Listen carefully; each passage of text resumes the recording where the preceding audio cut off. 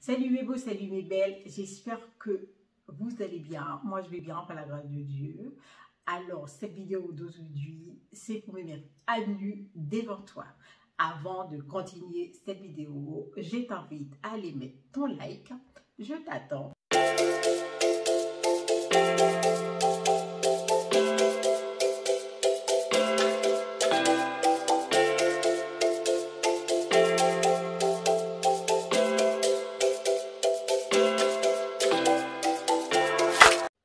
Alors, je m'appelle Salita, je suis haïtienne, mariée avec un homme bien entendu et j'ai 4 enfants. Alors, je suis arrivée en France et très jeune. En arrivant en France, j'ai habité chez des amis de ma famille. À mon arrivée en France, j'ai fait plein de petits boulots comme femme de ménage, garde d'enfants. 2 ans et demi après avoir arrivé en France, j'ai rencontré mon époux. On s'est mariés, on a eu 4 enfants. Et puis, à la naissance de mon 4e enfant, il s'est révélé que cet enfant a un handicap et ma fille, oui, est handicapée. Mais quand on se connaît pas, quand on ne connaît pas le milieu d'handicap, on tombe dedans. Je peux te dire, c'est un sacré bouleversement. Mais Dieu merci. Avec la force du Saint-Esprit, avec le courage que le bon Dieu nous a donné, nous donne tous les jours, on a pu avancer et on continue à avancer par la grâce de Dieu.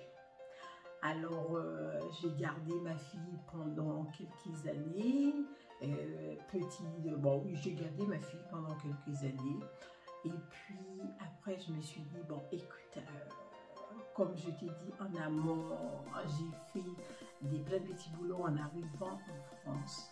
Et là, je me suis dit, bon, il faut faire les choses sérieusement. J'ai entamé des formations. Ma première formation était une formation pour être auxiliaire de vie. J'ai fait cette formation. J'ai obtenu un certificat. Et dans la même semaine qui a suivi l'obtention de ce certificat, j'ai entamé une prépa pour faire l'école d'aide-soignante. J'ai passé par concours, j'ai fait ce concours, j'ai obtenu et puis j'ai fait mes études d'aide-soignante pendant 1 an. Et après avoir obtenu ce diplôme d'aide-soignant, Dieu merci, j'ai eu tout de suite du travail. J'ai travaillé pendant quelques années. Alors, après avoir travaillé quelques années comme aide-soignante, j'ai voulu faire l'école d'infirmière. J'ai fait une prépa. J'ai passé le concours, j'ai obtenu le concours. Je suis rentrée en formation d'études d'infirmière. Pendant mon parcours à l'Institut d'école d'infirmière, au fil du temps, j'ai senti que l'atmosphère avait changé autour de moi. Demande-moi pourquoi, je ne saurais pas te dire pourquoi. Et finalement, je n'ai pas eu mon diplôme parce que j'ai été virée à 2 ans et demi, après 2 ans et demi d'études, j'ai été virée de là. Alors, ça m'a psychologiquement, sur le coup, vraiment, c'était vraiment catastrophique pour moi. Mais avec la force du Saint-Esprit, j'ai pu prendre le dessus. Je ne me suis pas laissée sombrer dans la dépression parce que j'aurais pu sombrer dans la dépression. Mais j'étais bien accompagnée par ma famille, par des amis, et des amis qui ont vu mon dossier, qui m'ont dit d'aller au tribunal et tout. J'ai dit, bon, parce que la vie, c'est pas que être infirmière. Et puis j'étais dans un état physique et puis psychologiquement, j'étais pas bien parce que je ne comprenais pas ce qui m'arrivait. Et voilà. Finalement, bon, j'ai pas eu mon diplôme, mais bah, de toute façon, il faut manger, il faut payer les factures, il faut continuer à vivre. J'ai repris mon poste d'aide-soignant, mais moi je suis curieuse de la vie, j'ai besoin d'apprendre, j'ai besoin d'entreprendre, j'ai continué quand même à me former. Au jour d'aujourd'hui, je suis thérapeute en bien-être et je pratique des massages bien-être et le massage à main assis. C'est un massage qui s'est fait sur une chaise ergonomique.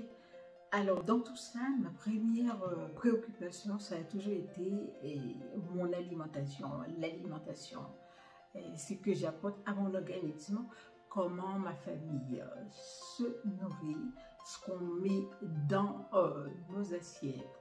Et pour moi, ça a toujours été très important d'apporter des éléments en quantité et en qualité suffisants pour être en forme, et aussi au niveau des plantes médicinales. Je suis haïtienne, j'ai été élevée par des plantes médicinales. Mes parents m'ont toujours soignée avec des plantes médicinales. Pour moi, c'est des habitudes, c'est des choses qui rentraient dans ma vie quotidienne tous les jours. Je me fais des tisanes, je me fais le matin. Je ne peux pas commencer ma journée sans avoir à prendre une tisane au romarin, au thym. Il me faut des tisanes médicinales. Et de tout ça, j'ai accompagné ma famille, qui est une grande famille. J'ai acquis une grande compétence dans ce domaine alimentaire et des plantes médicinales, mais je ne me sentais pas assez légitime pour en parler.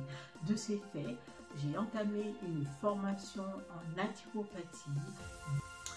Alors, d'ici 1 an, je serai diplômée de naturopathie. Alors, c'est vrai, le vécu, l'expérience, c'est un atout non négligeable. Mais il est aussi important de se former pour avancer sainement.